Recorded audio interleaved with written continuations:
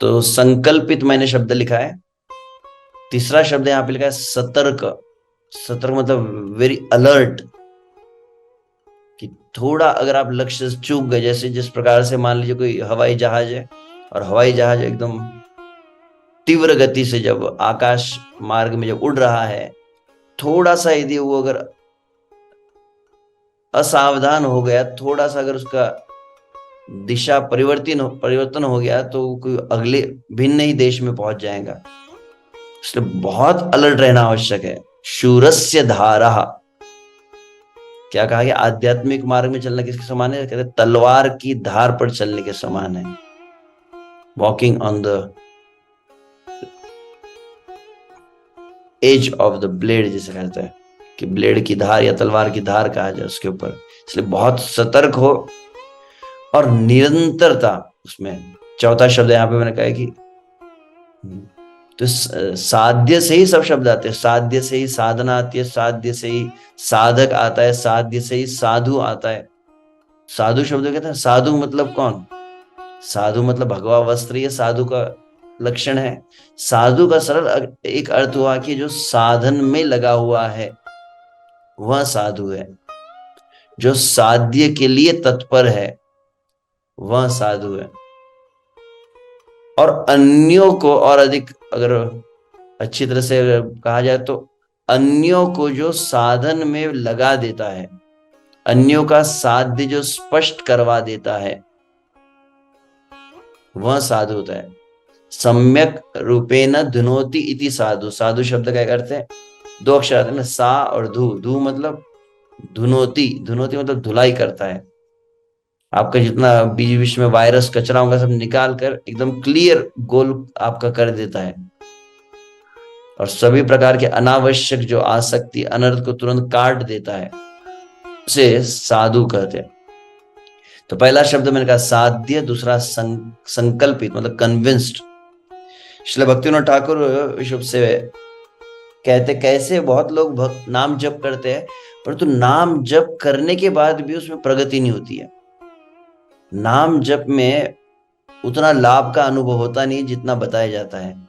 भगवान के प्रति भाव उतना आता नहीं है, और उतनी अनर्थ आदि निकलते नहीं है। तमोगुण रजोगुण के प्रभाव जो है उससे मुक्त नहीं हो पाते हैं। तो नाम जब अपना रिजल्ट क्यों नहीं दिखाता है, तो उसके अंतर्गत लगभग कई भिन्न लगभग 16 कारण बताए हैं। उसमें से एक कारण वो उन्होंने कहा है कि साध्य तत्व विभ्रम। साध्य साधन तत्व विभ्रम में कहा जाता है कि we are not clear, we are not convinced. सही में हमें केवल श्री कृष्ण चाहिए क्या, अनन्यस चिंतयन्तो माम ये जना परिपासते। तो श्री कृष्ण लक्ष्य हो, परंतु कैसा लक्ष्य हो, अनन्य। अभी श्री कृष्ण भी चाहिए, परंतु श्री कृष्ण के साथ में अन्य भी संसार की कामनाएं हो, तो अनन्यता नहीं है। भले ही हमारा मतलब अनर्थ आदि हो सकते, परंतु एटलीस्ट कन्विंस्ड हो जाएगी श्री कृष्ण ही जीव का एकमेव स्वार्थ है। नते विदु स्वार्थ गतिम ही विष्णु दुराशया ये भई अर्थमान। प्रहलाद महाराज जिस तरह से हिरण्यकशिपु कहते हैं कि दुर्भाग्य इस जगत का क्या है, नते विदु स्वार्थ गतिम विष्णु, कि वास्तविक अधिकांश लोग अपना स्वार्थ श्री कृष्ण है ये जानते ही नहीं है। जीव का एकमेव हित जो है श्री कृष्ण की सेवा, श्री कृष्ण के आश्रय में ही है। तो इससे कहा गया है कि तो साध्य जब क्लियर कन्विंस्ड ना हो तो साधन जो है रिजल्ट ही नहीं देता है। कई लोग बोलते जब करते हो, कितने भी आप प्रवचन सुन ले, कितने कथाएं सुनते, नाम जप के समय हम मन भटकने लगता है। मन उनका ही भटकता है वास्तविक जिनका साध्य क्लियर ना हो।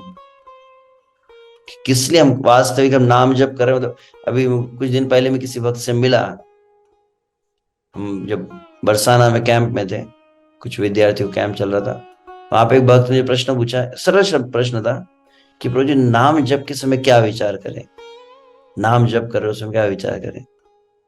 तो सरल शब्द मैंने कहा जो श्रील भक्तिविनोद ठाकुर थे, अभिन्नस्त्वात् नाम नामिनो, कि नाम और नामी एक है। जब नाम जप करते सबसे प्रमुख धारणा, जिस धरातल पर नाम जप प्रारंभ होता है उसके बिना भक्तिविनोद ठाकुर नाम जप शुरू ही नहीं होता है।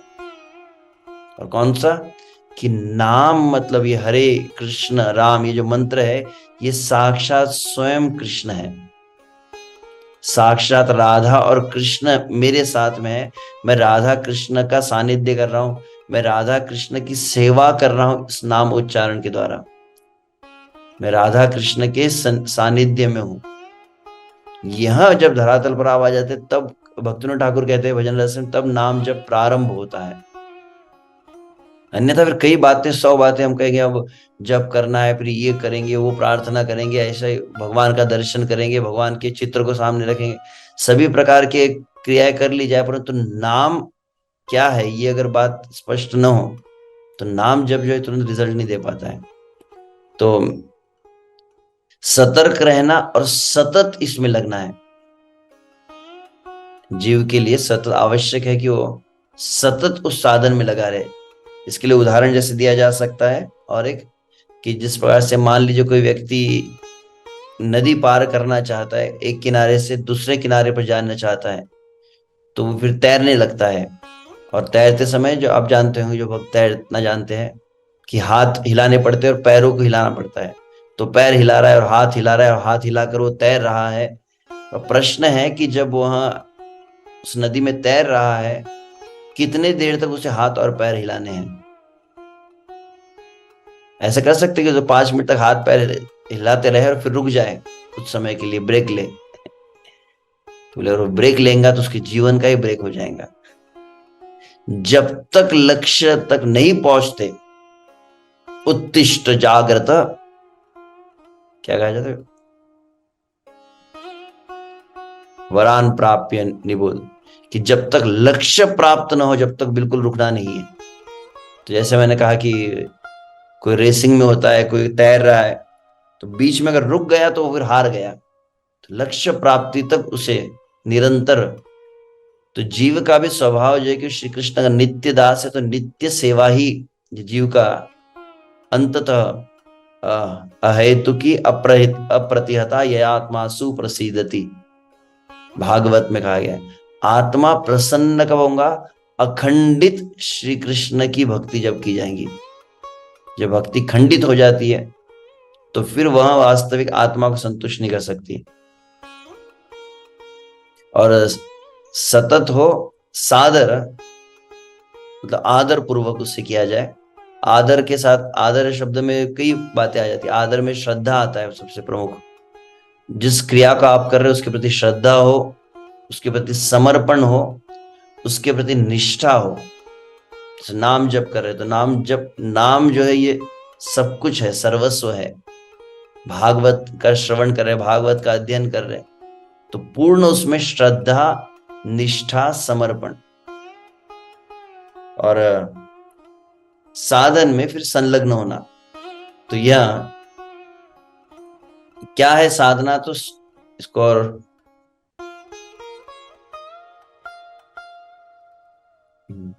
साध्य प्राप्ति हेतु संकल्पित होकर सतर्कता पूर्वक सतत सादर साधन में संलग्न।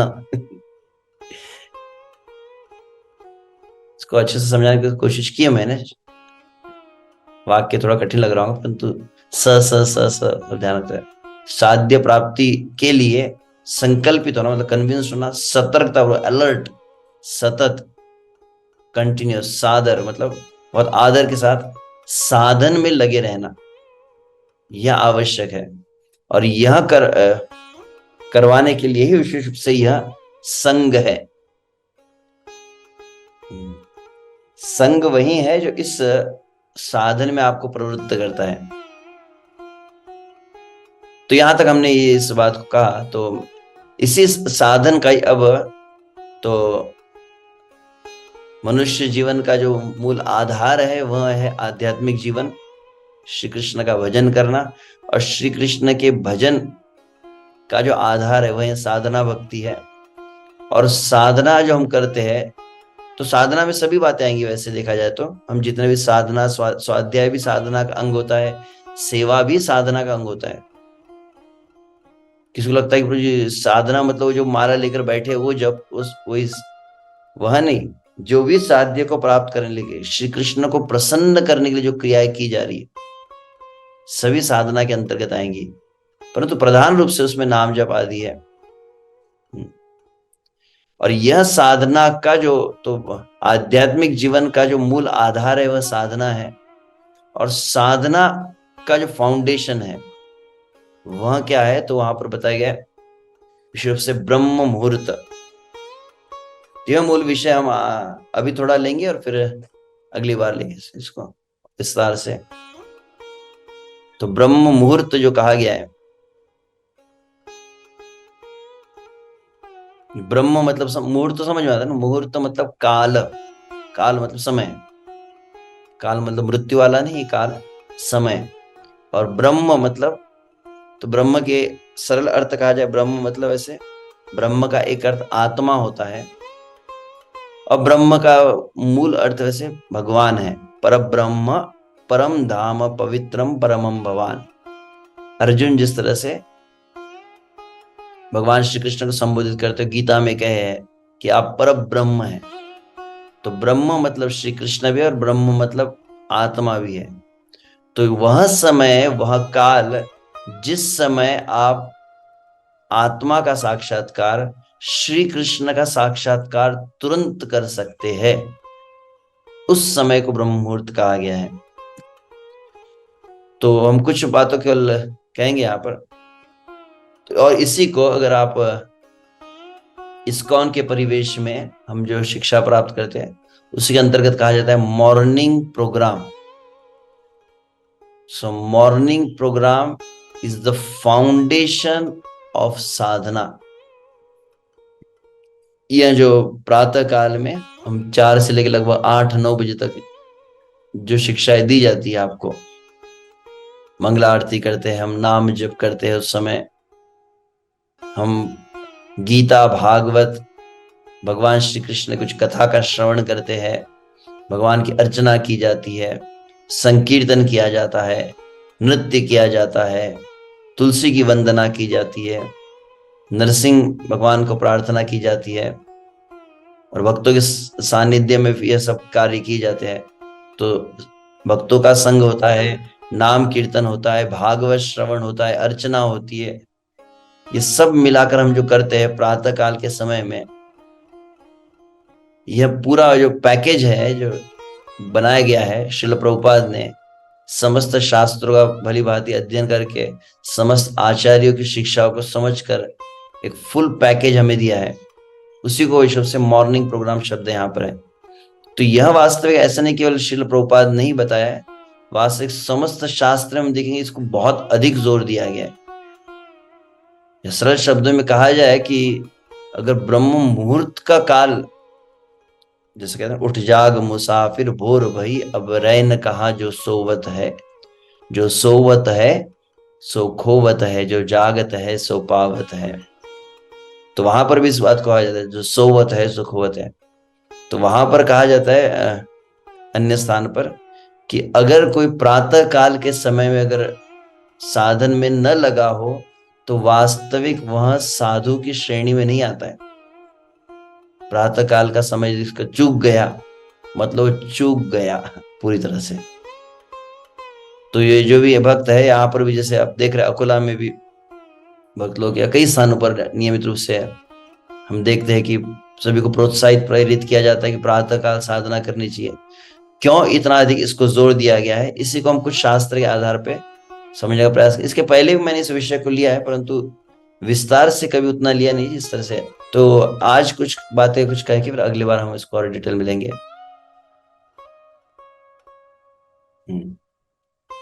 श्रील प्रभुपाद के तात्पर्य से हम पढ़ेंगे श्रीमद् भागवतम तृतीय स्कंद अध्याय 20 श्लोक संख्या 46 में प्रभुपाद तात्पर्य इस बात को है, सूर्योदय के 1.5 घंटे पहले प्रातः काल को ब्रह्म मुहूर्त कहा जाता है। तो सूर्योदय से 1.5 घंटे पहले का जो समय है, तो सूर्योदय लगभग कह सकते 5 बजे होता है, 5 सवा 5। यदि आप अन्य किसी स्थान जैसे विश्व से मायापुर पूर्व क्षेत्र में जब रहते हो आप देखें वहां पर सूर्य जल्दी उदय होता है। वहां पर आप प्रातः काल अगर मंगला आरती में राधा माधव के जाते 5 बजे यदि आप बाहर निकलेंगे ऐसा लगेगा 7 बजे जैसे धूप आ रही है। 5 बजे इतना अधिक प्रकाश वहां पर आ जाता है। तो वहां का सूर्योदय पहले होता है। तो हमारा लगभग, परंतु सूर्योदय का प्रारंभ हम कह सकते हैं लगभग 5:15 से होता है, तो 1.5 घंटा पहले कहा जाए तो 3:30 कह सकते हैं। तो जनरल ब्रह्म मुहूर्त ऐसे 3:30 से भी होता है या कुछ 3 से भी कह सकते हैं। तो 3 से 6 कहा जाए या 3:30 से 6 कहा जाए। अधिक से अधिक कहा जाए तो कुछ फिर स्थान पर 4 से 7 का समय कहा जाता है। 4 के बाद नहीं होता है, 4 के पहले ही रहता है जब प्रारंभ हो जाता है। इस ब्रह्म मुहूर्त में आध्यात्मिक कर्म किए जाते हैं, जितने आध्यात्मिक कार्य है इस समय में किए जाते हैं। और प्रभुपाद क्या लिख रहा है आगे, इस काल में संपन्न क्रियाएं दिन के अन्य भाग में संपन्न क्रियाओं से अधिक प्रभावात्मक होती है। आप जो नाम जप कर रहे हैं, आप जो भागवत श्रवण कर रहे हैं, जो भी क्रिया कर रहे हैं, इस समय करेंगे तो almost it is 100 times more powerful. ये कहना अतिशयोक्ति नहीं होगा।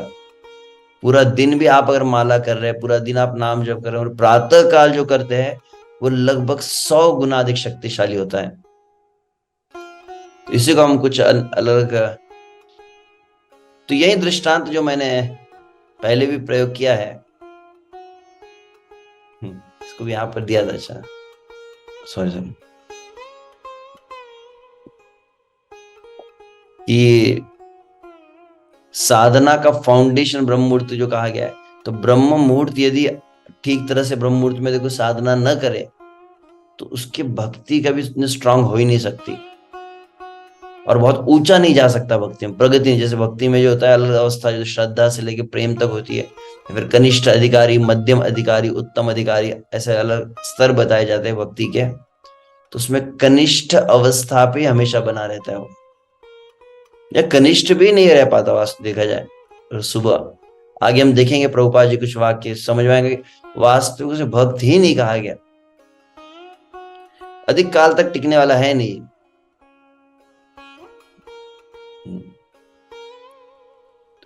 आध्यात्मिक सिद्धि का जो formula for the spiritual perfection और भाव भक्ति की मूल नींव, जो अभी हम सुन रहे थे ना, भाव भक्ति, साधना भक्ति, ये दो शब्द हमने कहे थे। तो भाव भक्ति मतलब भगवान के प्रति भाव जागृत होना, मतलब ये कृत्रिम रूप से नहीं। अभी अधिकांश लोग कुछ सोचते हैं हमको भाव है प्रभु जी, परंतु अंतर होता है। There is difference between sentiment and sentimental. समझ आता है, सेंटिमेंट और सेंटिमेंटल में अंतर होता है। एक होता है भाव और दूसरा होता है भावुकता।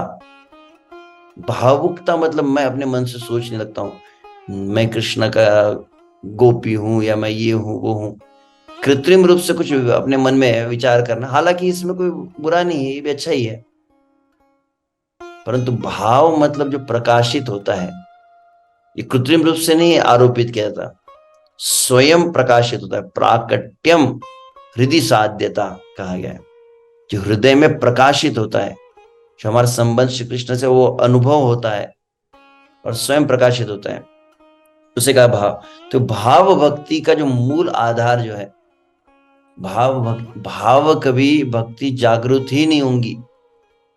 आपका सुप्त भाव जो है भगवान के प्रति कभी जागृत नहीं होगा, जो ब्रह्म मुहूर्त की साधना को चूक जाता है। तो इतना अधिक स्पिरिचुअल परफेक्शन मतलब भाव भक्ति कह सकते हैं, और भाव भक्ति का जो आधार है वह ब्रह्म मुहूर्त की साधना है।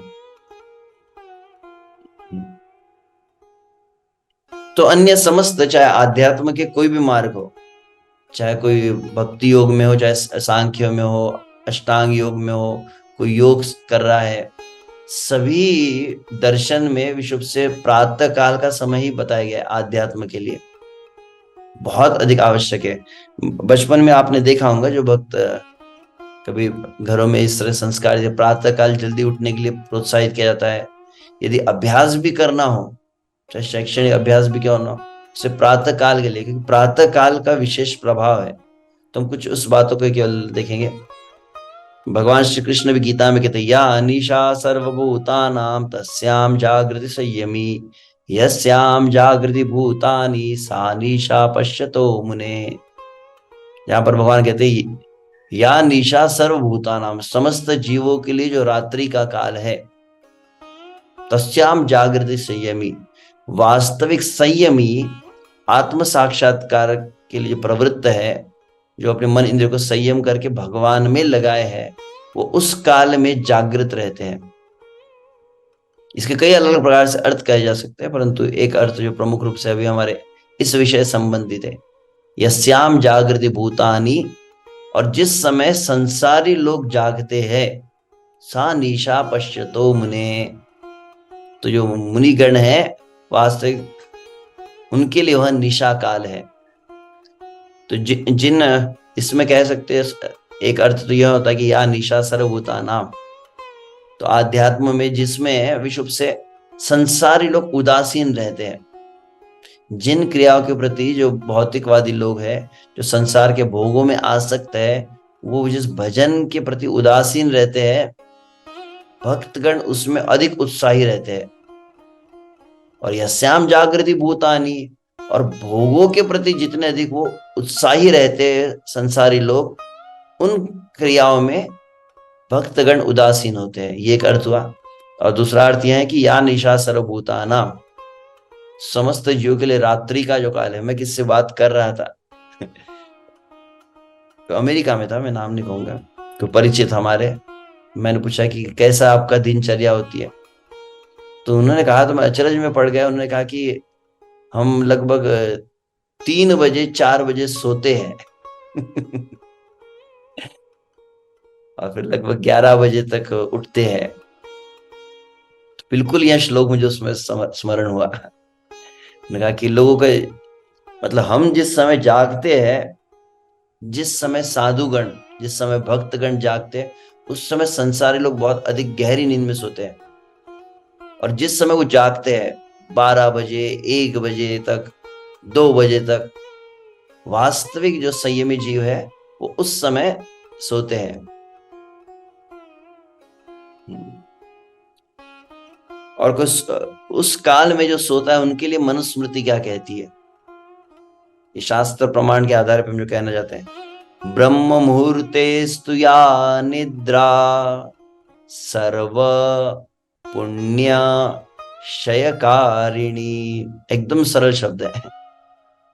कोई कहेगा कि प्रभु जी आप कितना भी कहे, परंतु उस समय यदि हम सो गए तो क्या होगा।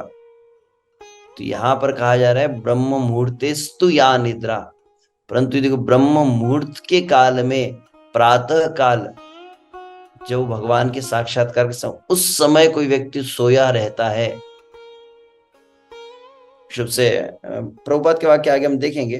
प्रभुपाद कहे कि कम से कम बहुत ज्यादा लेट हुआ तो बोले कि अधिक से अधिक फाइनल जो टाइम है वो कहा गया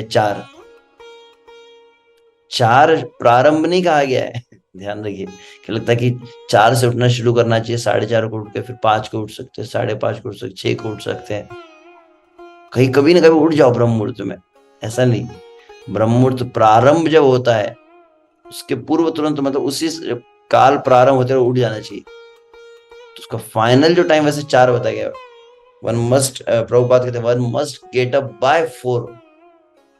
प्रभुपाद के वाक्य जो विश्व प्रभुपाद जी के समय प्रभुपाद जब प्रारंभ किए थे इस्कॉन को 1965 में प्रारंभ किए, और प्रारंभिक अवस्था में तो वो सब हिप्पी लोग थे।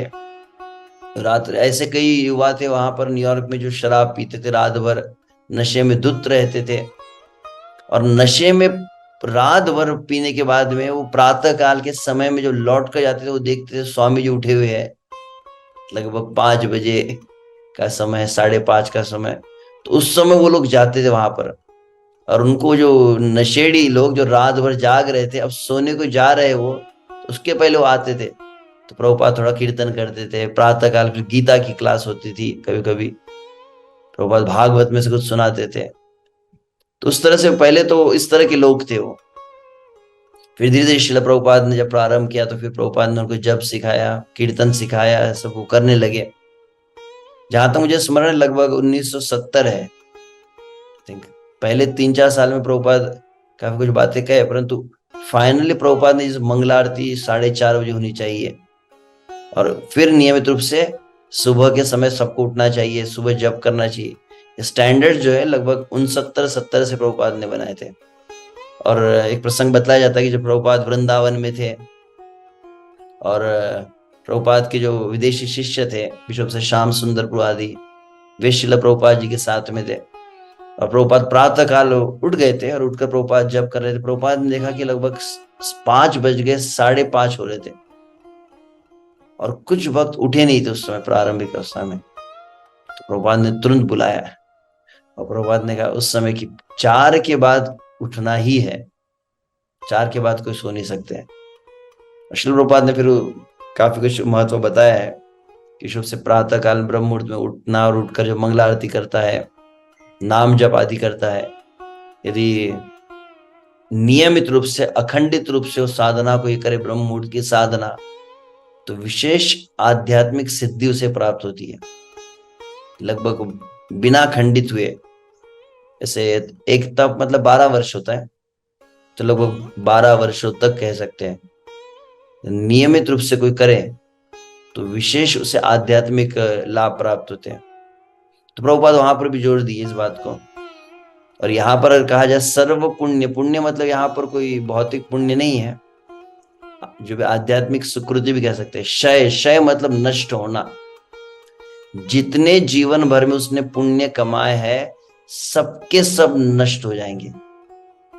कितना मतलब ये थोड़ा एकदम अलार्मिंग स्टेटमेंट कह सकते हैं इसको, एकदम वार्निंग देना। ब्रह्म मुहूर्ते या निद्रा, जो सोवत है सो खोवत है। ये शब्द ऐसे केवल भजन में गाने के लिए नहीं, खत्म।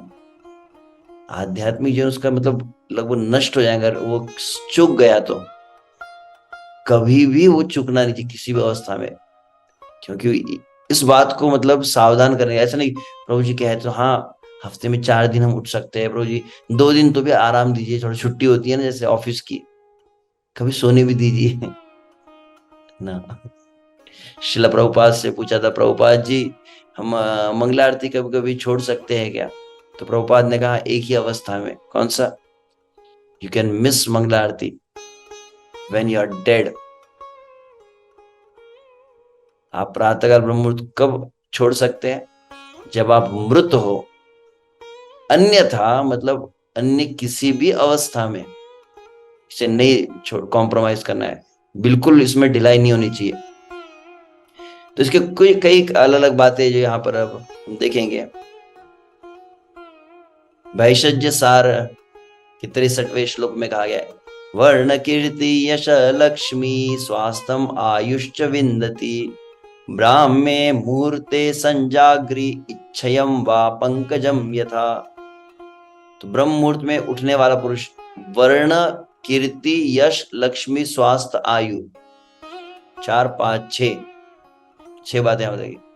तो वर्ण, वर्ण सौंदर्य, जो ब्रह्म मुहूर्त में जागता है विशेष तेज उसके मुखमंडल पे होता है। आप देखिए बहुत अधिक जो सोते हैं ना, जो रात्रि में जागते हैं, एक तो उनका आंखों के नीचे कालापन आ जाता है ऐसे, क्योंकि उनमें काम अधिक प्रधान होता है। जो रात्रि में जागते हैं काम अधिक बढ़ जाता है, वो हम देखेंगे आगे। तो जो ब्रह्म मुहूर्त में जागते हैं, पहली बात उनका तेज रहता है मुखमंडल, उनको अलग से कुछ कोई क्रीम नहीं लगाना पड़ेगा स्किन ग्लो के लिए। वर्ण कीर्ति, तो कीर्ति मतलब यश भी उसका, कीर्ति यश, तो उसका यश बहुत बढ़ता है। लक्ष्मी, तो लक्ष्मी का अर्थ ऐसे केवल लक्ष्मी मतलब पैसा ही नहीं, समृद्धि, उसके जीवन में अभाव नहीं रहता है, उसके जीवन में समृद्धि आती है, चाहे आध्यात्मिक समृद्धि हो या अन्य प्रकार की समृद्धि। जो भी उसके जीवन के हितकर है श्री कृष्ण उसे सभी कुछ प्रदान करते, जो भगवान श्री कृष्ण गए योग क्षेम वहाम्यम। वर्ण कीर्ति यश लक्ष्मी स्वास्थ्यम, आयुर्वेद के तो कई यहाँ पे प्रमाण हम देखेंगे कि स्वास्थ्य उसका पुष्ट रहता है। और जितने रोग है, रोग का मूल जो है उसे ब्रह्म मुहूर्त की निद्रा कहा गया है। एक स्थान पर ये भी बताया गया कि आयु, आयु वर्धन होता है। और ब्राह्मण संजागरी इच्छाएं व पंकजम था, और साथ में उसका शरीर जो है सुंदर होता है, कोमल होता है और सुवासित रहता है। उसके शरीर में अलग, आप देखें विश्व से, अगर कभी हम वैष्णव के भक्तों के सानिध्य में तो बहुत अच्छे से साधना करते हैं, आप देखिए अलग ही प्रकार का एक उनका ऑरा, ऑरा समझते हैं ना, आभा मंडल होता है, एक अलग अलग पवित्रता का अनुभव उनके सानिध्य में होता है। यहाँ तक कि कभी कभी हम सन्यासी गणों को देखे कि समीप जाते हो तो एक अलग ही सुगंध की भी अनुभूति होती है। जो एक आसन में जो प्रातः काल जो साधना करते हैं, शरीर में बहुत अधिक सात्विकता, शुद्ध सात्विकता आने लगती है, दिव्य गुण आदि प्रकाशित होने लगते हैं। आगे यहां पर कहा गया है, ब्राह्मी मुहूर्तम उत्तिष्ठेत स्वास्थो रक्षार्थम आयुष तत्र सर्वार्थ शांत्यार्थम स्मरेच्छ मधुसूदनम। यहाँ पर ब्राह्मी मुहूर्ति उत्तिष्ठेत, उड़ जाना चाहिए, स्वास्थो रक्षार्थ आयुष, जो स्वास्थ्य की अपने रक्षा करना चाहता है और आयु की रक्षा करना चाहता हो, जो आयुष्मान बनना चाहता है और स्वस्थ रहना चाहता है, पहला कार्य कुछ भी करके सुबह उठ जाओ। कुछ लोग ऐसे भ्रांत धारणा प्रभु जी सुबह जल्दी उठने लगे बीमार हो जाएंगे हम, कई प्रकार के ऐसे मिसकंसेप्शंस है, हम दिन भर कार्य कर नहीं पाएंगे। It's just a question of making a life style, making a habit. आदत बनने पर सब हो जाता है। प्रारंभिक वो अलग अलग पॉइंट्स हम आगे चर्चा करेंगे, प्रश्न उत्तर का भी रहेगा उसमें अगले सत्र में, कि प्रभु जी हम फिर दिन में कैसे कार्य करेंगे, सुबह इतना जल्दी उठेंगे। क्योंकि कुछ लोगों को भ्रांत धारणा क्या है, भक्त लोग जो सुबह सुबह उठ जाते हैं ना, सुबह उठ के जब साधना करते हैं ना, दिन में बहुत सोते होंगे। कल ही हम विश्व से 3-4 दिन से मुझे सौभाग्य प्राप्त हुआ, परम पूज्य श्री लोकनाथ स्वामी महाराज जी के साथ में यहाँ पर मैं हूँ। तो कल ही वो भक्त कह रहे थे कि महाराज ब्रेक लेते कब है ना, कांस्टेंट एक के बाद एक के बाद एक के बाद एक के बाद, यहाँ ट्रैवल वहां ट्रैवल, इतने कार्यक्रम, और प्रतिदिन प्रातः काल देखते हैं। जैसे कल सुबह मंगला आरती कहाँ कर रहे थे, परसों महाराज जी राधा रास बिहारी जी की मंगला आरती कर रहे थे, कल महाराज जी राधा मदन मोहन जी की मंगला आरती कर रहे थे, आज प्रातः काल महाराज जी राधा वृंदावन चंद्र की मंगला आरती कर रहे थे। जहां गए तो ब्रह्म मुहूर्त में मंगला आरती में, उसके अंदर जप में भी है।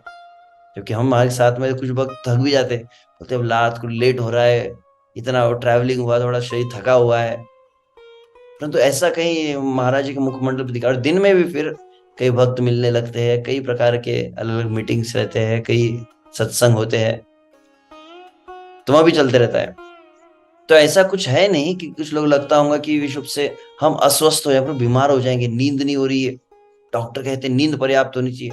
अब नींद पर्याप्त कैसे करना है वो एक अलग बात है, वो हम बाद में बताएंगे। परंतु विशेष रूप से आयुर्वेद भी कहता है इस बात को कि अगर कोई रात्रि को 10 बजे के बाद जागता हो, ध्यान रखिए, रात्रि को 10 के बाद जागता है और सुबह 4 के बाद अगर सोता रहता है, 10 के बाद जागता होगा मतलब 11 बजे तक, 12 बजे तक, 1 बजे तक जाग रहा है, और सुबह 4 बजे के बाद सो रहा है, समस्त प्रकार के रोगों का, जो शब्द कफ पित्त वायु आदि के जो रोग होते हैं, रोग का प्रारंभ यहीं से होता है मुझे।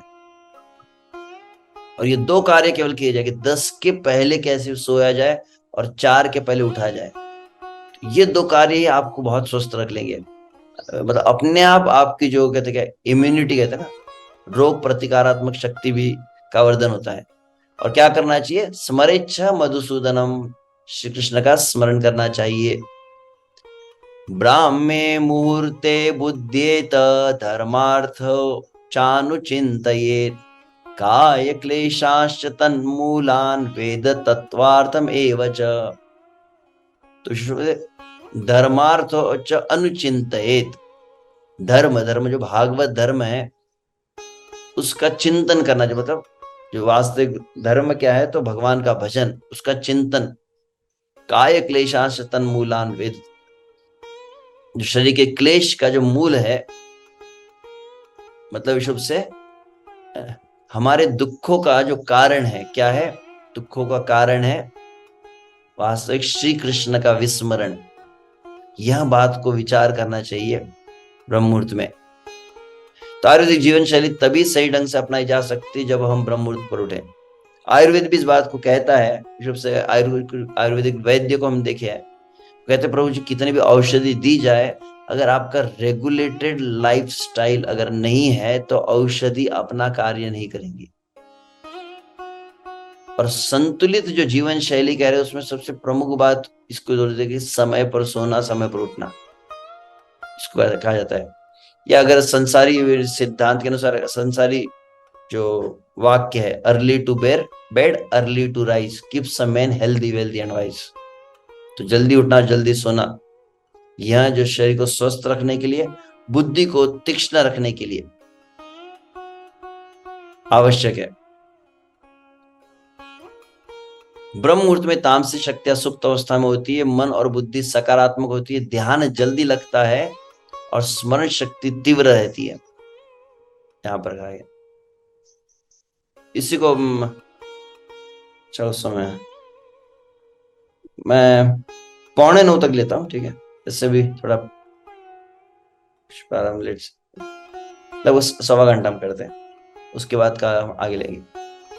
तो रात्रि में क्या होता है, रात्रि में चंद्र उदय होता है और प्रातः काल में सूर्योदय होता है। चंद्र का और सूर्य का किससे कनेक्शन देखना चाहिए? चंद्र का कनेक्शन मन से है, मन के देवता कहा जाता है। मन के अधिष्ठाता देव कौन है? तो चंद्र है। तो बताया जाता है कि उस समय जो कोई जागृत रहता है, विषुव से यहाँ पे लिखा है 9 से 12 जागने पर क्या क्या होगा। तो 3 पॉइंट्स है यहाँ पर, 1 2 3 करना था, नहीं लिखा, आप लिख सकते हैं। तो पहली बात है कि जो रात्रि के काल में जागता है, तो सबसे पहला उसका परिणाम क्या होगा? मन में चंचलता उसके बहुत अधिक रहेंगी। उसका मन जो बहुत अधिक रजोगुण और तमोगुण का प्रभाव उस पर हो जाता है, तो इसलिए वो मन बहुत अधिक चंचल हो जाता है। मन एक चंचल स्वभाव का हो के उसमें, अच्छा एक ही वाक्य, मन अधिक चंचल स्वभाव का हो के उसमें दोषों का वर्धन होता है। तो चंचल स्वभाव का मन बन जाता है और उसमें दोष अधिक बढ़ने लगते हैं। तो विशेष रूप से काम वासना, क्रोध, ईर्ष्या, द्वेष, लोभ, मद, ये सभी जो बहुत अधिक मल्टीप्लाई होते हैं इस समय में।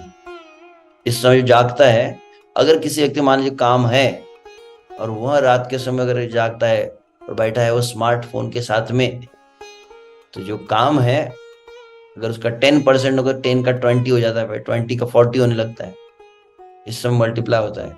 उसके मन ईर्ष्या है, उसके मन जो दोष है, तो ये चंद्रमा जो है क्योंकि मन को चंचल कर देता है, तो चीजें और ज्यादा मतलब हाइपर हो जाती है। इसलिए इस समय बहुत घातक है। जो अपने अनर्थों को बढ़ाना चाहता हो, अनर्थों से निवृत्त नहीं होना चाहता है, अनर्थ समृद्धि चाहता हो, जो अनर्थों को बहुत अधिक समृद्ध करना चाहता हो, उसके लिए क्या आवश्यक है? उसको केवल रात को जागरण करना चाहिए। अपने आप बोले अनर्थ दोष बढ़ने लगेंगे, उसके नेत्र में काम, लोभ आदि क्रोध प्रकट होने लगता है। इसके ठीक ही विपरीत यहां पर कहा गया, प्रातः के स्वामी कौन है? सूर्य है, तो बुद्धि के देवता है। तो यदि प्रातः काल के समय यदि कोई सो गया तो बुद्धि प्रदान करने वाला देवता जो है, बुद्धि का जो अधिष्ठाता देव सूर्य है, और उस समय यदि कोई सो गया तो कहते बुद्धि का क्षय होने लगता है। बुद्धि को चार्ज करने का समय, और एग्जैक्टली उस समय आपने चार्ज नहीं किया, मोबाइल चार्ज नहीं आ रहा, बाहर निकल गए तो मोबाइल डिस्चार्ज हो जाएगा। बुद्धि ठीक तरह से कार्य नहीं करती है, स्मरण शक्ति उसकी उतनी तीक्ष्ण नहीं रहती है, और उसमें शुभ से बुद्धि में सात्विकता नहीं रहती है। राजसिकता, तामसिकता, सात्विकता, सात्विक बुद्धि नहीं रहती है जो प्रातः काल में सोता है। तो रात्रि में जागने का परिणाम दोषों का वर्धन, और प्रातः काल यदि सो रहा है तो फिर बुद्धि का क्षय हो रहा है। ये 2 परिणाम देखिएगा। अब ये समय के अनुसार अलग काल का क्या परिणाम यहाँ पर बताया गया है। 6 से 9 का जो काल है, 6 से 9 का जो समय, उसे क्या कहा गया है? रुद्र काल। भागवत में वर्णन, शिव जी अपने गणों के साथ विचरण करते हो, संध्या का जो काल होता है उस समय, उस समय कई क्रियाओं को नहीं करना चाहिए। उस समय काम वासना में लिप्त नहीं होना चाहिए, काम क्रिया में। उस समय बहुत अधिक भोग नहीं करने चाहिए। यहां तक वैसे वर्णन है कि उस समय सोना भी नहीं चाहिए। 6 7 8 बजे का जो समय है, तो उस समय सोना नहीं चाहिए।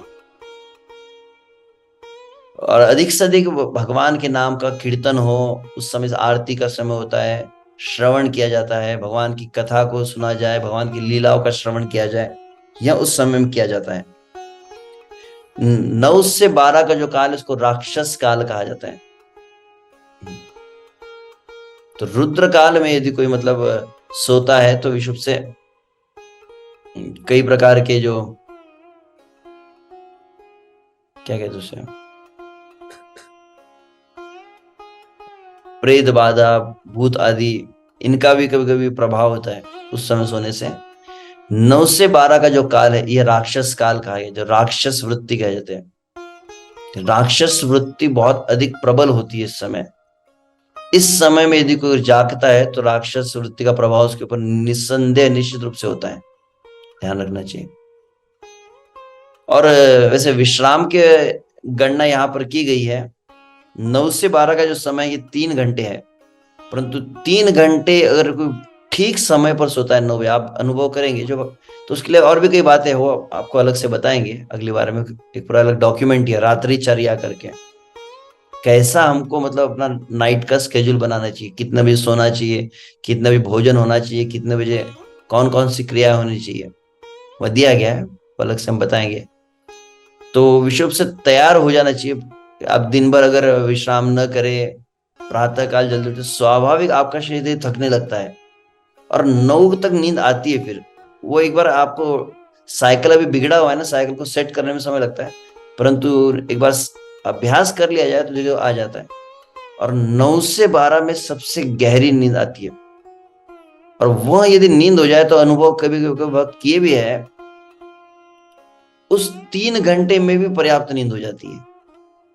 क्योंकि अलग बहुत बड़े भजनानंदी साधु आदि को देखा गया है, कई ऐसे साधु महात्मा है, नामाचार्य श्री हरिदास ठाकुर कहा जाए, रघुनाथ दास गोस्वामी, भक्ति विनोद ठाकुर, भक्तिदान सरस्वती ठाकुर, शीला प्रभुपाद, उनका भजन प्रारंभ कब होता था? 12 बजे, 1 बजे, 2 बजे। यह काल होता विश्व से जो बहुत भगवान की लीलाओं में जो प्रवेश किए, बहुत सिद्ध संत महात्मा गण, उनका भजन उस समय प्रारंभ हुआ है।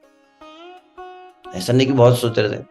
तो एक कारण यह भी है, हालांकि वो शरीर के आवश्यकताओं के ऊपर उठ जाते हैं तो फिर उतना शरीर को आवश्यकता नहीं होती आहार की, निद्रा की।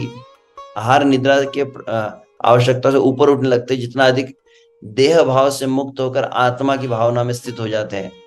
दासत्व में स्थित होने पर शरीर की आवश्यकता अपने आप कम होने लगती है। परंतु एक आयुर्वेद की दृष्टि से भी देखा जाए तो कहा जाता है 9 से 12 अगर 3 घंटे नींद देता है तो उसमें पर्याप्त नींद होती है। क्यों? क्योंकि 3 घंटे में 6 घंटे का विश्राम मिलता है। 12 से 3 को गंधर्व काल कहा गया है, तो इस 3 घंटे में 3 घंटे का ही विश्राम मिलता है। तो 9 से 3 का समय होता है लगभग, जिसमें जनरली भक्त लोग, जनरली साधक लोग सोते हैं। और 3 से ब्रह्म काल प्रारंभ हो गया, यहाँ पर देखें, या कहीं कहीं ऐसे उसको देव काल भी कहा जाता है, जिस समय क्या कहते हैं, देवता अमृत की वर्षा करते हैं इस पृथ्वी के ऊपर। विश्व से आप देखेंगे कुछ एक पंथ होता है, एक सिंधी समाज में होता है, उनका एक अलग पंथ ही है जिसको अमृत वेला, उनका जो संप्रदाय, कई संप्रदाय बढ़ गए सिंधी में भी, तो निरंकारी होते हैं, अलग अलग प्रकार के होते हैं, उसमें एक होता है अमृत वेला वाले। जो सबसे अधिक जोर किस पे थे? अमृत वेला मतलब यह जो 3 बजे का समय है, इसको अमृत वेला है, मतलब अमृत की वर्षा होती है वहां पर, कहते हैं इस समय तुरंत उठ जाना चाहिए कुछ भी करके। तो 3 से 6 को यहाँ पे ब्रह्म काल कहा गया, आध्यात्मिक सिद्धि। और विषुव से यहाँ अब ध्यान रखना चाहिए कि 3 बजे के बाद जो वक्त, आप देख लें कोई वक्त 3 बजे के बाद अधिकांश लोगों को सपना आते हैं। सुबह सुबह बोले सपना आया था प्रभु जी, ये सपना मिला। क्यों? क्योंकि 3 के बाद कोई भी गहरी नींद नहीं आती है। जो गहरी नींद का समय होता है 3 बजे तक, 3 के बाद में परमात्मा अंदर जो है वो एक्टिवेट हो जाते हैं, और वहां भी अंदर से ऐसा मतलब अपने आप वो नींद कमजोर रहती है, सपने आते हैं, नींद बीच बीच में टूटने लगती है थोड़ी आवाज से। रात्रि के आप देखें 11-12 बजे जो गहरी नींद होती है, कोई आवाज भी हो जाए तो नींद उतनी प्रभावित नहीं होती है, परंतु 3-3:30 बजे थोड़ा भी कुछ आवाज कर ले तो बोले डिस्टर्ब हो गया। क्यों? क्योंकि अब वो गहरी नींद का समय नहीं रहा। तो इस 3 घंटे में यदि कोई सोता है तो यहाँ पर कहा गया 1.5 घंटे का ही विश्राम उसे प्राप्त होता है। और वैसे 6 लिखा है, परंतु देखा जाए सूर्योदय तो 5-5:30 से ही हो जाता है, मान लीजिए। तो 5:30-6 से एकदम 6 बजे एकदम सूर्य आ जाता है, एकदम क्षितिज के ऊपर आने लगता है, अरुणोदय हो जाता है, सूर्य सामने आ जाता है। सूर्य जैसे उदित हो गया पूर्ण रूपेण, तो कहा सूर्य क्या करता है, सूर्य प्रकाश देता है, और प्रकाश देने के साथ में सूर्य ऊर्जा शक्ति को प्रदान करता है। तो उस समय अगर कोई सोए तो क्या होता है, उस समय कोई जाग जाता है तो उसको ऊर्जा प्राप्त होती है, एनर्जी प्राप्त होती है पूरे दिन के कार्य करने की। परंतु उस काल में जब कोई व्यक्ति सोता है तो कहते हैं सूर्य उसकी ऊर्जा को पूरी तरह से खींच लेता है, सोख लेता है। इसलिए आप देखेंगे जो व्यक्ति बहुत लेट उठते हैं, 7 बजे उठते होंगे, 6:30 बजे, 7:30-8 बजे, आप देखिए वो कई लोग उठने के बाद बिस्तर पर ऐसे ही बैठे रहते हैं, 5-10 मिनट तक बैठे रहेंगे वहां पे। सुस्ती बहुत रहती है, आलस बहुत अधिक शरीर में आ जाता है, उसके शरीर में चैतन्यता नहीं रहती है, और पूरा दिन भी उतना वो एनर्जेटिक नहीं होता है। फिर एनर्जी के लिए क्या करना पड़ता है उनको चाय पीनी पड़ती है, कॉफी पीनी पड़ती है। ब्रह्म मुहूर्त चाय कॉफी 10 चाय कॉफी से ज्यादा शक्तिशाली केवल ब्रह्म मुहूर्त में उठना एक स्थान पर का है।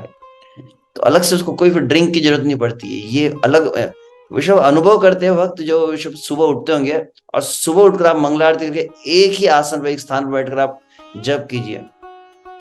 यहां तक अनुभव हमने देखा है कई बार, सुबह सुबह उठते समय आपको प्यास लगेंगी पानी की, या किसी भूख लगती है, कभी कभी ऐसा भी होता होगा, मगर आपसे एक कार्य कीजिए, एक आसन पर बैठकर नाम जप कीजिए, गारंटी एक दी जा सकती है। आप एक आसन पर बैठकर जब 16 माला जप जो करते होंगे वैसे, तो जीतासन में तो 3 घंटा कहा गया है, जीतासन जित श्वास जीतात्मा जितेंद्रिय। आसन को जीतना मतलब कम से कम 3 घंटा आसन टूटना नहीं चाहिए, परंतु फिर भी कहा चलो 1.5-2 घंटा भी अगर आप ले ले मिनिमम, वैसे तो आप उतना नहीं कहूंगा मैं। नाम रुचि कैसे प्राप्त तो कहा गया, तो बोले कि आसन को सिद्ध करना चाहिए। तो आसन सिद्ध का अर्थ क्या होता है, बोले एक आसन पे नाम जप किया जाए। एक आसन मतलब एक आसन किसको आ गया, एक आसन मतलब एक ही पोजीशन में 6.5 घंटे, इसको एक आसन कहा गया। उतना तो उसको उतना तो हम करते हैं, ऐसे भी हुए हैं साधु जो बैठते तो 6 घंटे में। तो आप देखें जो भक्त आसन को सिद्ध करता है ना, आसन सिद्ध करने का एक परिणाम क्या होता है, अन्न मतलब जिसको भूख और प्यास होती है और निद्रा, ये 3 पर वो विजय प्राप्त करने लगता है। भूख नहीं एकदम मतलब वो प्यास लग रहा है, आप जब करने लगे आप देखें फिर प्यास भी चली जाती है, शरीर की भूख भी नष्ट होने लगती है, और निद्रा भी जाती है। बोले निद्रा के कारण ही आसन सिद्ध नहीं होता है हमारा तो बात और है। ठीक है, तो ठीक है यहाँ तक ओके, यहीं तक मैं विराम देता हूँ। हरे कृष्णा कृष्णा कृष्णा हरे हरे, हरे राम राम राम हरे हरे। तो इसका पार्ट 2 सेकेंड पार्ट जो यहाँ तक ही मैंने कहा, तो कई चीजें रहेगी, तो कई लोगों मन में शायद प्रश्न भी आए होंगे बहुत कुछ।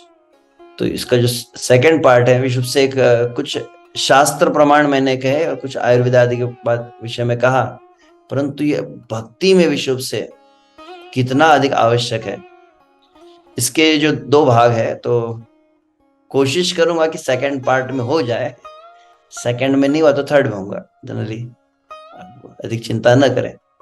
तो विश्व से श्रील प्रभुपाद जी के बहुत सारे कोट्स है, वो बहुत आवश्यक है हमें सुनना। तो वो मतलब आध्यात्मिक जीवन का में इसका महत्व और उसके साथ में फिर प्रभुपाद जी ने इसके ऊपर क्या कथन किया, ये दो बातें हम अगले सत्र में लेंगे। हरे कृष्णा कृष्णा कृष्णा हरे हरे, हरे राम राम राम हरे। यहां तक जो कहा उस पर कोई अगर एक आध प्रश्न ले सकते हैं, ये कोई हो तो। आपको अटेंडेंस का एक लिंक चैट बॉक्स में दिया गया है,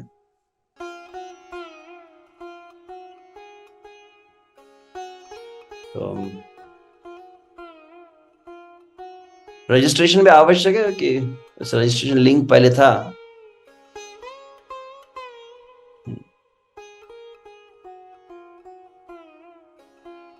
रजिस्ट्रेशन कैसे करें?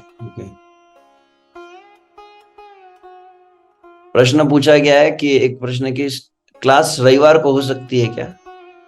तो रविवार को तो ऐसे क्योंकि सभी मंदिरों में अपने सत्संग होते ही है। जैसे अकोला में प्रातः काल का सत्संग होता है, अमरावती में शाम को सत्संग होता है, कुछ स्थान पर दोपहर को रहता है, ऐसे अलग अलग समय रहते हैं। तो सभी के लिए कॉमन संभव नहीं है। कई स्थानों पर रविवार को हरिनाम संकीर्तन भी होता है, तो ऐसे कई अलग अलग, और कई जगह पे भक्ति वृक्ष होते हैं, कहीं पर काउंसलर मीटिंग्स होती है, बहुत सारे एक्टिविटीज होती है। तो एक साथ पूरे जोन के लिए कर पाना संभव नहीं है, तो इसीलिए हमने शनिवार रखा है इसे। और कोई सुझाव हो मतलब, तो समय तो हमने 7:30 8:30 ही रखा है। तो 8:30 तक आप लीव कर सकते हैं, किसी को बहुत अधिक इमरजेंसी हो तो। अच्छा, चूंकि महाराज जी का वैसे जपा टॉक वगैरह रहता है, इसलिए हम 7:30, इसके पहले नहीं कर पाएंगे, तो इसीलिए 7:30 से 8:30 ही रखा है। और कोई इस विषय संबंधित कोई प्रश्न?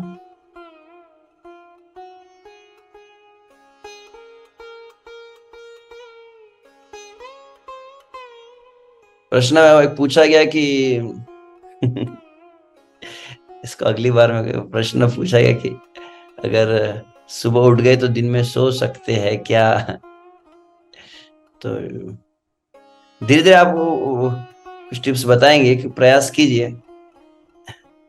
ये वाक्य पता नहीं आप कितना डाइजेस्ट कर पाएंगे, परंतु एक वाक्य मैंने सुना था, जैसे मैंने प्रातः काल का तो नींद का कहा ही है, वैसे ही एक स्थान पर इस बात को कहा गया है कि जो दिन में सोता है, दो बातें होती है। एक होता है पावर नैप। पावर नैप समझ में आता है? पावर नैप मतलब शरीर को थोड़ा रिलैक्स, शवासन किया जाता है, जो 10 मिनट होता है, 15 मिनट के लिए, अधिक से अधिक 20 मिनट कह सकते हैं। 10 मिनट ऐसे जनरल रहता है, परंतु 20 मिनट थोड़ा शरीर को एक रिलैक्स करने के लिए एक शवासन, पूरा हाथ पैर सीधे कर दिए जाते हैं और लेट जाया जाता है। ऐसा नहीं कि पूरे पर्दे लगा दिए जाए, एसी ऑन कर दिया जाए और पूरा कंबल ले लिया, तकिया, और पूरा एकदम कंबल में सो गए 2 घंटे तक, फिर उठे नहीं, उस तरह की निद्रा नहीं। तो थोड़ा शरीर को रिलैक्स किया जा सकता है। शरीर, पैर किसी के दर्द होने लगे, थोड़ा थकान शरीर में लगती है, हालांकि नियमित एक बार आप रूटीन में बना लेंगे साधना, तो बहुत अधिक शरीर थकता नहीं है। फिर भी जनरली कुछ वक्त है कि 10 मिनट के लिए बीच में लेट गए, जैसे प्रातः काल की थोड़ी साधना होगी, जिसको ऑफिस में जाना है, ऑफिस में जाने पहले 10 मिनट लेट गए। जो योगा वगैरह करते हैं, प्राणायाम करते हैं, उसमें बताया जाता है शवासन एक होता है, आप देख सकते हैं, चेक कर शवासन कैसे किया जाता है। तो हाथ पैर पूरे एकदम जैसे मुर्दा पड़ा रहता है, वैसा शरीर को पूरा रख दिया जाता है, धीरे धीरे श्वास ली जाती है। और वो मतलब गिन के होना चाहिए, मतलब 2 5, ज्यादा आप गहरी नींद में सो गए, आपको सपने आने लग गए, तो फिर उतना नहीं। तो पावर नैप कहते हैं इसे, आप और अधिक चार्ज होने के लिए। तो दिन में एक बार कर लिए थोड़ा, अगर दोपहर के समय में मान लीजिए कोई करता है, या सुबह करता है, जब भी आपके कार्य आप करने के पहले एक बार कर लिए, फिर अच्छे से ठंडे पानी से मुंह धो लिया, या पुनः और एक बार स्नान कर लिया, तो वैसे किया जा सकता है।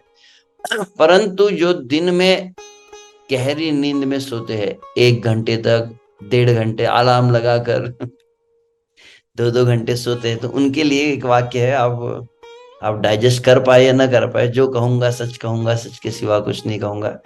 जो दिन में सोता है, इतना तो है कि इस जीवन में वह श्री कृष्ण का प्रेम प्राप्त नहीं कर पाएंगे,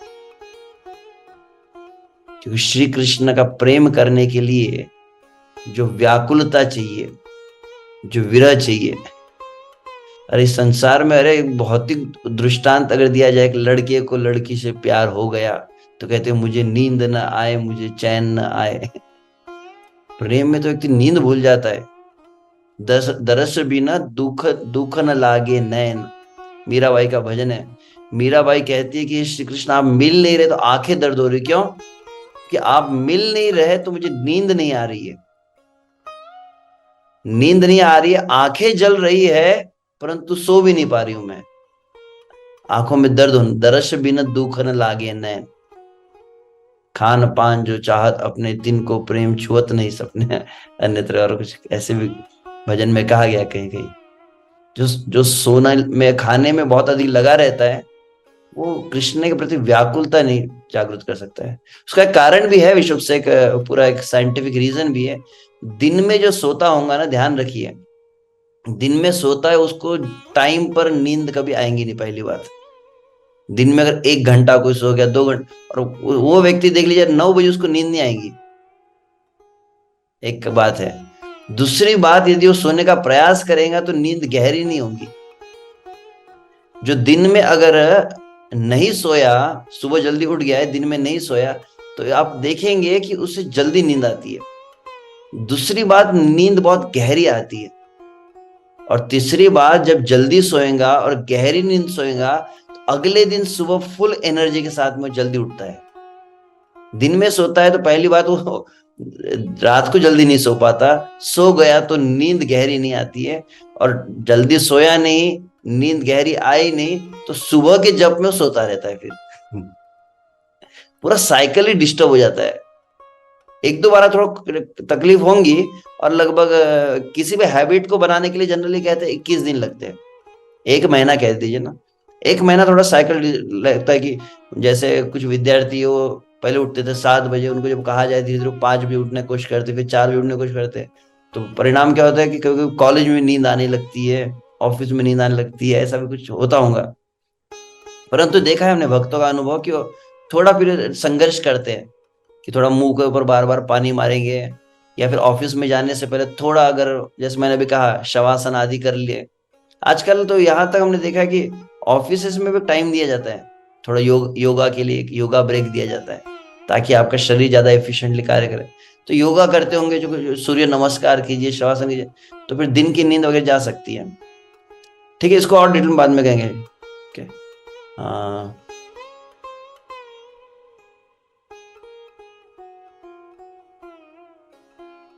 प्रश्न पूछा कि हाउ टू मेंटेन है। अच्छा, you said that intelligence increases when sun is present, then why not in noon time when sun is most blazing? प्रश्न पूछा गया तो बुद्धि का विकास होता है। बुद्धि विषुव से सुबह के समय बढ़ती है, दिन में नहीं बढ़ती है। सुबह डिस्ट्रीब्यूशन टाइम है, तो प्रसाद डिस्ट्रीब्यूशन का टाइम है, और उस समय आप नहीं आए तो फिर बाद में आए तो बकेट खाली मिलेंगे आपको। तो ब्रह्म मुहूर्त के काल में बुद्धि का वितरण होता है, काफी कुछ चीजें रहती है। दूसरा प्रश्न, how to maintain enthusiasm for long, we heard that we should act enthusiastically though we may not have it, really looks we get उत्साह लंबे समय के लिए कैसे बनाए रखे। हमने सुना कि उत्साही रहना चाहिए। जब कथा सुनते हैं तो उत्साह रहता है, और फिर 1 हफ्ते बाद में बैटरी डिस्चार्ज हो जाती है। हमारी साधना ढीली हो जाती है। सरल वाक्य कहूं मैं। मेरे वाक्य पता नहीं कितने आप हजम कर पाते हैं, जरा हेवी हो सकता है। श्रील प्रभुपाद जी की शिष्या है श्रीमती माता जी। उनका एक प्रसिद्ध वाक्य है, जो आप में से किसी भक्तों ने सच्चिदानंद प्रभु लेक्चर सुना होगा तो उसमें आप शायद सुने भी होंगे। वो कहते हैं कि कौन श्री कृष्ण को इसी जीवन में प्राप्त कर सकता है। श्रीमती माता जी का वाक्य है, जो श्री कृष्ण को इसी जीवन में प्राप्त करना चाहता हो उसने क्या करना चाहिए। जो श्री कृष्ण को इसी जीवन में प्राप्त करना, ये लक्ष्य किसी ने बना लिया कि मुझे श्री कृष्ण चाहिए, ये लक्ष्य जिसने बना लिया है, इसी जीवन में श्री कृष्ण को प्राप्त करना है, उसने क्या करना चाहिए। उसने केवल और केवल निरंतर ऐसे भक्तों का संग करना चाहिए जो पूरी तरह से कन्विंस्ड है और निरंतर लगे हुए हैं श्री कृष्ण की प्राप्ति में, जिनका गोल फिक्स है और उसमें ही लगे, ऐसे भक्तों का संग ही करना चाहिए। जिसका लक्ष्य अगर कृष्ण नहीं है, ऐसे व्यक्ति के संपर्क में आते बार आप अपने लक्ष्य से डाइवर्ट हो जाएंगे। Always one has to constantly keep oneself in the association of such devotees who are fully convinced about this। अब प्रभु जी ऐसे कैसे कर सकते हैं, ऑनलाइन क्लास तो सैटरडे का ही है। कौन ऐसे भक्त है जो निरंतर श्री कृष्ण में जो पूरी तरह से केंद्रित है? तो वास्तविक नित्यम भागवत सेवया, तो श्रीमद् भागवत जो समस्त भक्त ऐसे ही भक्तों से भरी हुई है। ध्रुव, प्रहलाद, गोपी है, अम्बरीश है, कई भक्तों की चरित्र है जो भागवत का आश्रय लेता है, निरंतर भागवत का श्रवण करता है। और दूसरा कहा जाए तो सबसे श्रेष्ठ प्रैक्टिकल एक जो बात, इसको मैं कई बार कह भी चुका हूँ इसके गुरु, वह है श्रीला प्रभुपाद। आप देखेंगे जो प्रभुपाद जी, मैं अभी कुछ दिन पहले कह रहा था, जो शुरुआत में प्रभुपाद जी के ग्रंथों को पढ़ते हैं, प्रभुपाद जी की कथा को सुनते हैं, प्रभुपाद जी का कीर्तन अगर सुनते होंगे, वो भक्त बहुत ज्यादा सीरियस रहते हैं, फोकस्ड रहते हैं। और जो दुनिया भर के इधर उधर का भी सभी भक्त अच्छा नहीं है, कोई ऐसा हमको कंपेयर नहीं कर रहे हैं, परंतु दिस नथिंग लाइक प्रभुपाद। क्या आप कहेंगे हाँ कोई है कि अनंत शेष प्रभु है, तो फिर कोई आमरेंद्र प्रभु है, तो अमोघ लीला प्रभु, सब अच्छे भक्त है, परंतु देखा कि वो बात नहीं बनी। जब प्रभुपाद जी को सुनता है ना जो भक्त, उसका मैच ही नहीं हो सकता।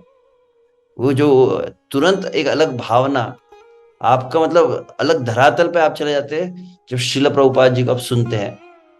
तो ये भक्तों ने अभ्यास करना चाहिए। प्रभुपाद जी की अंग्रेजी भी बहुत सरल है, इतनी आजकल व्हाट्सएप, फेसबुक सब प्रयोग करने वाले बेसिक इंग्लिश तो समझते हैं, अपने बच्चों को भी स्कूल में पढ़ाते तो थोड़ी तो जानते हैं अंग्रेजी। तो प्रभुपाद जी की अंग्रेजी बहुत सरल है। तो यहाँ बहुत अधिक मैं जोर देना चाहूंगा, जो क्योंकि प्रश्न ये था एंथुजियाज्म कैसे बना रहे। जो प्रभुपाद जी किताब नहीं पढ़ते, पक्का है कि उनको वो हमेशा मतलब सपोर्ट स्ट्रेचर से चलते हैं ना, आपने देखा वॉकर लेके जो चलते हैं, जो हर रोज अगर पढ़ते नहीं होंगे ना प्रभुपाद जी किताब, उनके लिए ये शनिवार का सत्संग एक वॉकर की तरह होगा, स्ट्रेचर की तरह, कि इसके सहारे थोड़े उठ जाते हैं। 6 दिन गिरे हुए रहते, फिर थोड़ा प्रवचन सुना तो उठ जाते हैं। और जो 6 दिन अगर प्रभुपाद जी की किताब पढ़ते होंगे, उनके लिए फिर वही सत्संग जो है वह एलिवेटर का काम करता है, एकदम बूस्ट का। मतलब आपने नियमित जो भोजन किया है तो फिर यह कार्य आपको और अधिक पुष्ट करेगा। परंतु अब 6 दिन तक कुछ पढ़े नहीं, तो फिर ये 7वें दिन उतना इसका लाभ नहीं मिल पाएगा। ठीक है। और you said that one wakes in the Brahma body looks beautiful, disease got reduce. कितना समय में आयुर्वेद में जाके पूछना पड़ेगा। आयुर्वेद में श्लोक है ऐसे ऐसे दोनों बातें कही गई, ऐसे दोनों का कनेक्शन भी, ब्रह्मचर्य और ब्रह्म मुहूर्त। There is no question of brahmacharya without brahma muhurta, that is also another principle. ब्रह्मचर्य भी नष्ट हो जाता है ब्रह्म मुहूर्त से। और आयुर्वेद कहता है ब्रह्मचर्य को महा औषधि कहा गया है, केवल ब्रह्मचर्य पालन से रोग नाश हो जाते हैं, और ब्रह्म मुहूर्त से भी।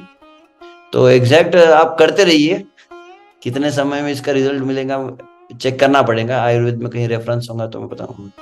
ठीक है, ओके, धन्यवाद बहुत बहुत। हरे कृष्णा कृष्णा कृष्णा हरे हरे, हरे राम राम राम हरे।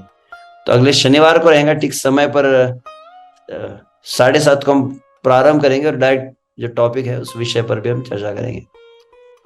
पुनः याद दिला जाए, अटेंडेंस जो लिंक है चैट बॉक्स में, उसे सभी अवश्य भरें। और फिर आगे हम उसके और भी कुछ पॉइंट्स फिर आगे भविष्य में कहेंगे। हरे कृष्णा। निताय गौर प्रेमानंदे, हरि हरि बोल। श्रील प्रभुपाद की जय।